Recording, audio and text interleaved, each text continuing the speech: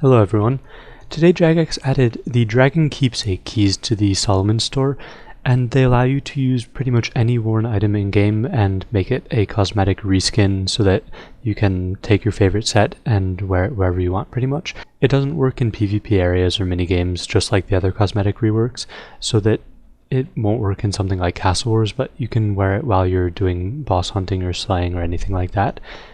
Right here is J3, who's modeling the, well, not quite full, but some primal gear from Daemonheim.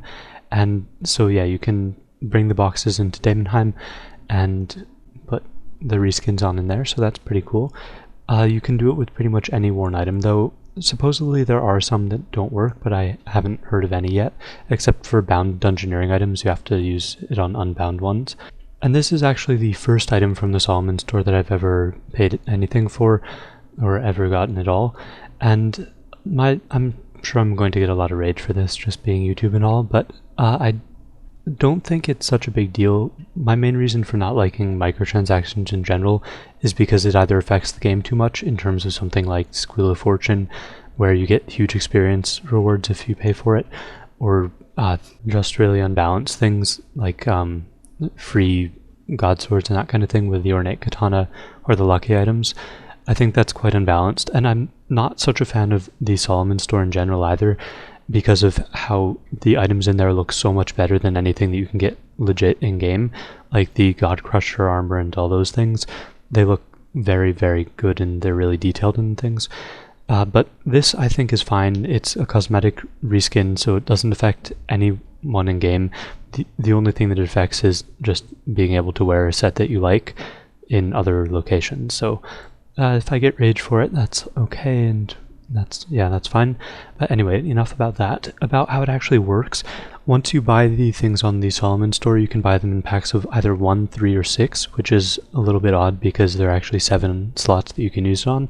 But once you get them, you just use the item on the Dragon Keepsake thing, and it'll give you a little confirmation screen there, and you have to do it by a bank, or if you're doing it on engineering items, then in Daemonheim is okay as well. And so you just use the items on the keepsakes, and they'll disappear, but I'll talk about how to get them back in a little bit. So yeah, you can't use it on any worn items in your hand slots, but you can use it on any other slots that appear, so you can't use it on rings or ammo, of course. When you want to choose what it looks like, you go to your customization screen there, and you just click on the things that you selected. Unfortunately, you can only use one cosmetic reskin per item slot, so you can't have like multiple options for your helm or something like that. It's one per slot, and yeah, that's pretty much it. So it covers up any other gear. As you can see here, I'm getting out the Pernix, so that'll be sort of nice for my next masses. I'll be able to be in my Castle Wars gear while doing a next mass. So yeah, that's pretty much the main reason why I wanted it. So next is how to get the items back from the customization, and to do this you go to your customization menu, you click on this button in the top right corner to reclaim the custom override slot, and then you'll get the item back, but you'll lose the Dragon Keepsake box. They are only one-time use, which makes a lot of sense from Jagex's end, I suppose.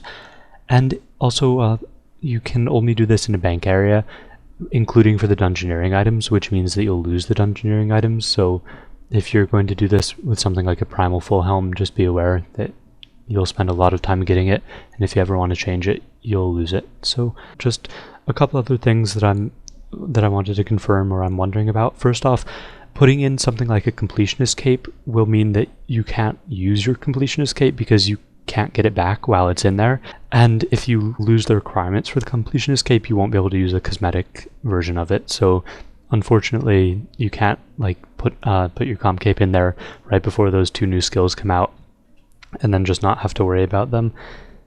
That would be nice. Also, there were just 2 other little random things. One, I'm not sure what happens with gender-specific gear, like the frog prince versus princess outfits. Like what happens if you're a female character and you put the princess outfit in there and then you change to a male character. Will you be a male character wearing the princess outfit? I don't know. And also putting in an untrimmed cape and then getting a second 99 cape, and will it make the other cape trim? Should I don't know, maybe someone can answer that and I'll edit it into the description. So that's it for this video. Hope you guys found it okay and don't rage too much about me getting some Solomon stuff. And yeah, thanks for watching.